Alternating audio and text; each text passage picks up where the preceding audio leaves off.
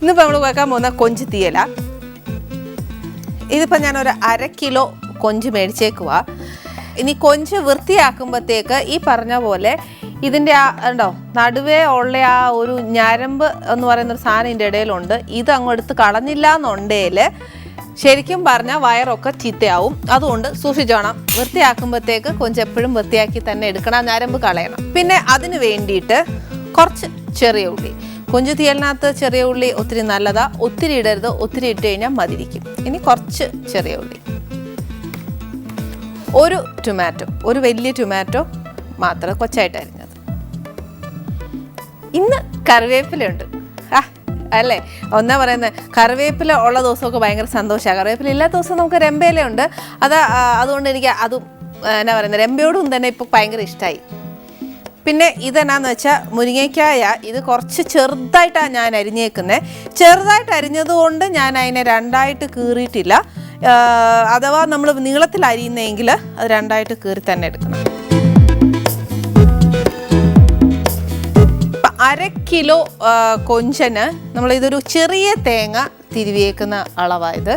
വലിയ മുഴുത്ത തേങ്ങ അല്ല, ഒരു ചെറിയ തേങ്ങ. പിന്നെ കുറച്ച് വറ്റൽ മുളക്, കുരുമുളക് പൊടിയല്ല കുരുമുളക്, കുറച്ച് മല്ലിപ്പൊടി, കുറച്ച് മഞ്ഞൾപ്പൊടി, പിന്നെ വഴറ്റാനായിട്ട് കുറച്ച് വെളിച്ചെണ്ണ, കുറച്ച് മുളക് പൊടി. മുളക് പൊടി ഞാൻ എപ്പോഴും എടുക്കുന്നത് കാശ്മീരി മുളക് പൊടി തന്നെയാണ്. ഇതിനകത്ത് വേണ്ടിയത് നമുക്ക് വാളംപുളിയാണ്. അതായത് സാമ്പാറിനൊക്കെ നമ്മൾ പിഴിയുന്ന പുളിയില്ലേ, അതാണ് ഇതിനകത്ത് വേണ്ടിയത്. അത് പുളിയുടെ അളവനുസരിച്ച്. കാര്യം എന്താണെന്ന് വെച്ചാൽ നമ്മൾ കുറച്ച് ടൊമാറ്റോ ചേർക്കുന്നുണ്ട്. അന്നേരം അതുകൊണ്ട് ആ ചില പുളിക്ക് ഈ പറഞ്ഞ കൂട്ട് ഞാൻ ആ കുടംപുളി ആന്നേലും വാളംപുളി ആന്നേലും എല്ലാ പുളിയും ഒരുപോലെയല്ല. ചിലതൊക്കെ പുളി കൂടുതലാ കുറവുണ്ട്. അതനുസരിച്ച് വേണം ഇത് ചേർക്കാൻ. പിന്നെ ചെറിയ ഉള്ളി 2-3 എണ്ണം ഇങ്ങനെ വെറുതെ തൊലിച്ചത് വേണം. പിന്നെ വേണ്ടിയത് ഉലുവ, പിന്നെ കുറച്ച് ഉപ്പ്. ഇനിയിപ്പോൾ ഇത് ഫസ്റ്റ് പ്രൊസീജിയർ എന്നാ ചെയ്യേണ്ടതെന്ന് വെച്ചാൽ നമുക്ക് വലിയ അടുപ്പ് മതി.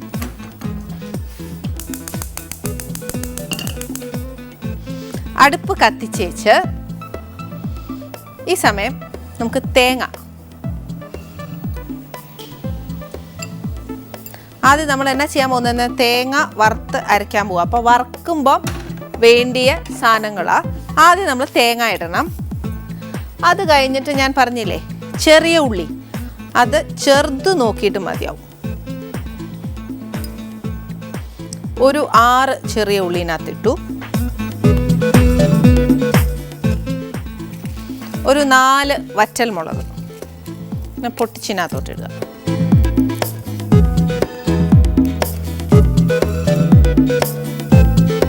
കുറച്ച് കറിവേപ്പില. പിന്നെ വേണ്ടിയത് കുറച്ച് കുരുമുളക്. അത് കുറച്ചെന്ന് പറയുമ്പോൾ എന്നാന്നറിയോ, 1/2 ടീസ്പൂണൊക്കെ ആയിട്ട് എടുക്കാം. എരിവ് നോക്കിയേച്ച് എടുത്താൽ മതി.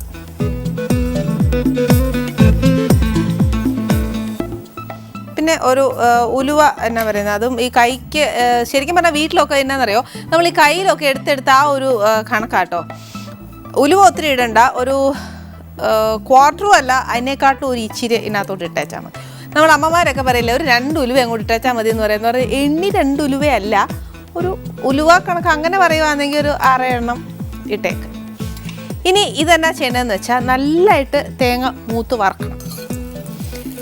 ഇതിനകത്തോട്ട് എണ്ണ ഒഴിച്ചാൽ, വെളിച്ചെണ്ണ ഒഴിക്കുവാണെങ്കിൽ പെട്ടെന്ന് മൂത്ത് കിട്ടും. പിന്നെ എന്നാന്ന് വെച്ചാൽ അതൊരു കാര്യം. പക്ഷേ ഇപ്പോഴും എണ്ണ, പക്ഷേ തേങ്ങ വറുത്ത് അരച്ച് അങ്ങനെയൊക്കെ വരുവാന്നേൽ അതും എണ്ണയാണ്. അതുകൊണ്ട് നമുക്ക് ക്ഷമയോട് കൂടി ഇത് വറുത്തെടുക്കുന്നതായിരിക്കും നല്ലത്.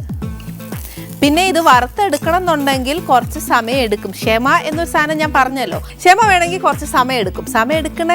സമയം എടുത്ത് വേണം നമുക്ക് തേങ്ങ മൂപ്പിക്കാൻ. ഞാൻ പറഞ്ഞില്ലേ ക്ഷമയോടുകൂടി ഞാൻ തേങ്ങ നല്ല വറുത്തന്നെ ബ്രൗൺ കളറാക്കിയിട്ടുണ്ട്. കരിയാൻ സമ്മതിക്കരുത്. പിന്നെ എന്താന്ന് വെച്ചാൽ ഇനി ഞാൻ ബ്രൗൺ ആക്കിയ തേങ്ങയ്ക്കകത്തോട്ട് തീ നല്ലതായിട്ട് സിമ്മാക്കി വെച്ച് നമുക്ക് പൊടികൾ ചേർക്കണം. ആദ്യം കുറച്ച് മഞ്ഞൾപ്പൊടി, 2 ടീസ്പൂൺ മുളക് പൊടി. ഇത് ശരിക്കും മുളക് പൊടി ഞാൻ പറയുന്ന കാശ്മീരി മുളക് പൊടിയാണ്. അല്ലാതെ ഞാൻ കുറച്ച് വറ്റൽ മുളക് ഇട്ട് തേങ്ങ മൂപ്പിച്ചിട്ടുണ്ട്, അതുകൊണ്ട് നോക്കി വേണം ഇടാൻ. പിന്നെ കുരുമുളകും ഉണ്ട്. അതേപോലെ 1 ടീസ്പൂൺ മല്ലിപ്പൊടി, ഇത്രയും ഇട്ടിട്ട് തേങ്ങ ഏകദേശം മൂത്ത് കിടക്കുമല്ലേ, അന്നേരം എന്നാ ചെയ്യേണ്ടതെന്ന് വെച്ചാൽ ആ ചൂടോടെ തന്നെ നമ്മൾ ഈ ഇട്ട പൊടിയും കൂടെ ഒന്ന് മൂത്ത് കിട്ടണം.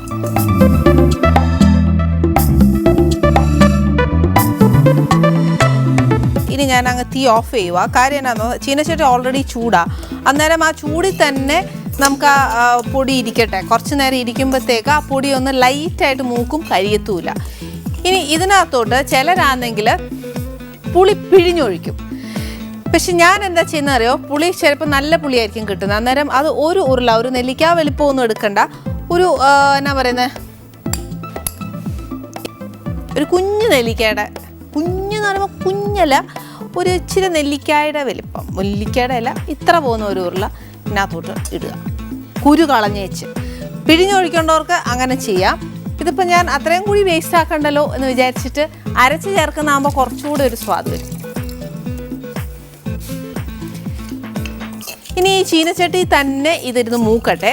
ആ സമയത്ത് നമുക്ക് ഇപ്പുറത്ത് ചട്ടി ചൂടാക്കിയിട്ട് ഇതിനകത്തോട്ട് കടുകില്ല, വറ്റൽമുളകില്ല, പക്ഷെ കറിവേപ്പില ഉണ്ട്. അതുകൊണ്ട് നമുക്ക് ഇച്ചിരി എണ്ണ അങ്ങോട്ട് ഒഴിച്ചിട്ട് ചെറിയ ഉള്ളിയും മുരിങ്ങയ്ക്കായും തക്കാളിയും കൂടി ഒന്ന് വഴറ്റണം.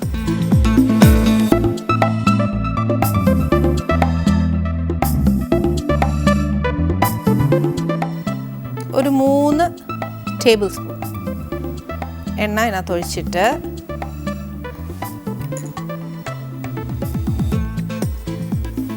ഇതിനകത്തോട്ട് കുറച്ച് ചെറിയ ഉള്ളിയും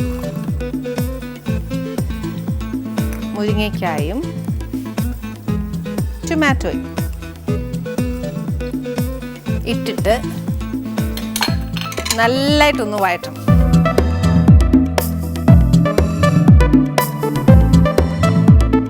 ഇത് ചൂടാവുന്ന സമയം കൊണ്ട് നമുക്ക് ഈ വറുത്ത് വെച്ചേക്കുന്നില്ലേ, അത് ഇച്ചിരി ഒരുപാട് നേരം ആ ചീനച്ചട്ടിയിൽ ഇരുന്നാൽ ചിലപ്പോൾ അതങ്ങ് എന്നാ പറയുന്നത് മൂത്തങ്ങ് പോവും. അപ്പോൾ ഒത്തിരി വേണ്ട, ഇച്ചിരി നേരം ഒന്ന് ഇരുന്ന് അതിൻ്റെ മൂത്തൊന്ന് വന്നു കഴിയുമ്പോഴത്തേക്ക് നമുക്കിത് നല്ല മഷി പോലെ നല്ലതായിട്ടൊന്ന് അരച്ചെടുക്കാം.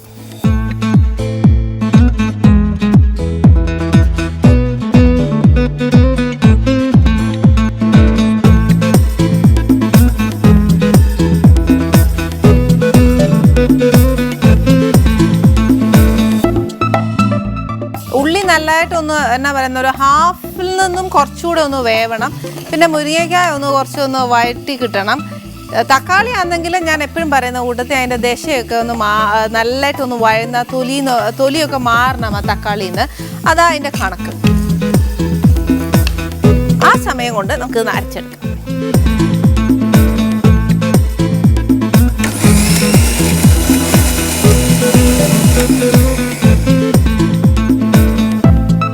നമ്മൾ അരപ്പ് നല്ല മഷി പോലെ അരച്ചിട്ടുണ്ട്. അതിനകത്ത് പുളി നമ്മൾ കളഞ്ഞില്ലേ, നമ്മൾ ഉപയോഗിച്ച എല്ലാം നല്ലതായിട്ട് അത് എന്നാ പറയുന്നത്, പുളിയൊക്കെ ശരിക്കും എന്നാ പറയുക, പിഴിഞ്ഞൊന്നും കളയരുത്.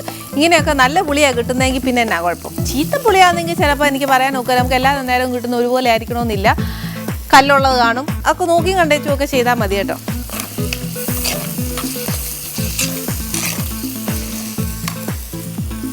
ഇപ്പോൾ ഞാൻ കറിവേപ്പില ഇടും.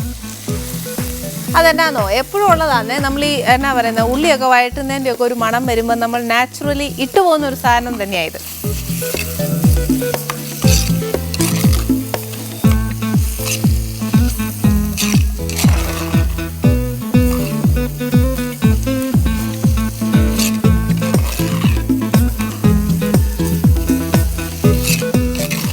ഇപ്പം നല്ലതായിട്ടൊന്ന് വഴന്നു.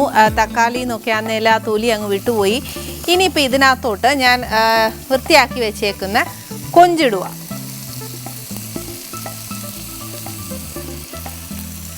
ഇതെനിക്കിപ്പോൾ കിട്ടിയേക്കുന്നത് നല്ല മുഴുത്ത കൊഞ്ച. ചിലതാണെങ്കിൽ തീരെ ചെറിയ കൊഞ്ച കിട്ടുന്നത്. എന്നാലും രുചിയൊക്കെ ഒന്ന് തന്നെയാണ് കേട്ടോ.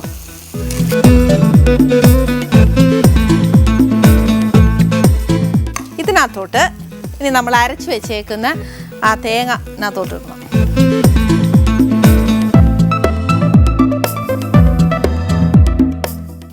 കൊഞ്ചിന് ഒത്തിരി വേവില്ല, പക്ഷെ എന്നാലും വേവുണ്ട്.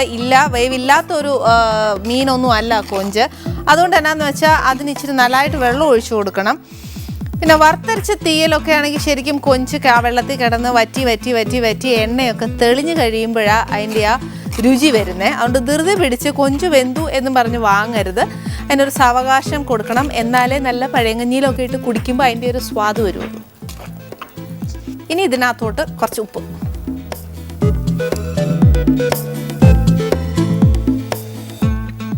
ഞാനിപ്പോൾ ഒട്ടും ഉപ്പ് ചേർത്തിട്ടില്ല. അപ്പോൾ ഒരു ഫുൾ ടീസ്പൂൺ ഉപ്പായിട്ടേക്കുന്നേ. പിന്നെ നോക്കി കൊഞ്ചൊക്കെ വെന്ത് കഴിഞ്ഞേച്ചൊക്കെ നമുക്ക് ബാക്കി ചേർത്ത് വെച്ചാൽ മതി. ഉപ്പായാലും പുളിയായാലും എന്നതായാലും ഇപ്പം ചേർക്കരുത്. കാര്യം എന്നത്തെ കൊഞ്ചിനൊന്നും പിടിച്ച് കാണത്തില്ല, മുരിങ്ങയ്ക്ക വെന്തില്ല. ഇതെല്ലാം ഒന്ന് പിടിച്ചതിന് ശേഷം മാത്രമേ നമ്മൾ ബാക്കി പുളി വേണമെങ്കിൽ ഒഴിക്കാം, ഉപ്പ് വേണമെങ്കിൽ ഇടാം, അതെല്ലാം ചെയ്യാം. പക്ഷേ ഇതിൻ്റെ കൂട്ടത്തിൽ വേണമെങ്കിൽ കുറച്ച് കറിവേപ്പില ഇട്ടു.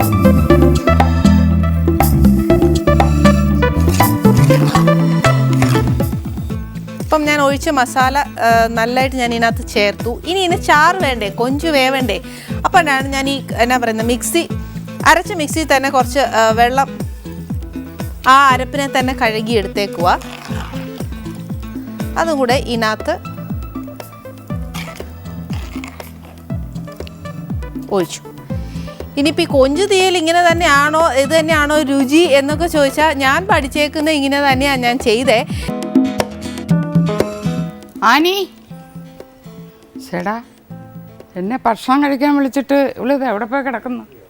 കൊച്ചുങ്ങൾക്ക് വിളമ്പി കൊടുക്കാൻ പോയതായിരിക്കും. കൊച്ചുങ്ങളുടെ കാര്യം കഴിഞ്ഞിട്ടേ ഉള്ളൂ ഗസ്റ്റിനെ പോലും നോട്ടം. എനിക്കാണെങ്കിൽ വിശന്നിട്ട് നല്ല മണം. തീയലേ എനിക്ക് എന്തൊരു ഇഷ്ടമുള്ള സാധനം ഇതെന്നറിയാം, കപ്പയും തീയലും ഒക്കെ.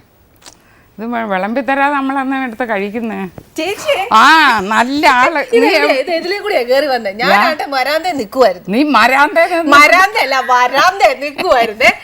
ചേച്ചി ഞാൻ അടുക്കളപ്പുറത്തോടെ എന്നോട് കഴിക്കാനില്ലേ വരാൻ പറഞ്ഞു. അപ്പൊ പിന്നാമ്പുറത്തോടെ കേറി പോന്നല്ലേ ചേച്ചി.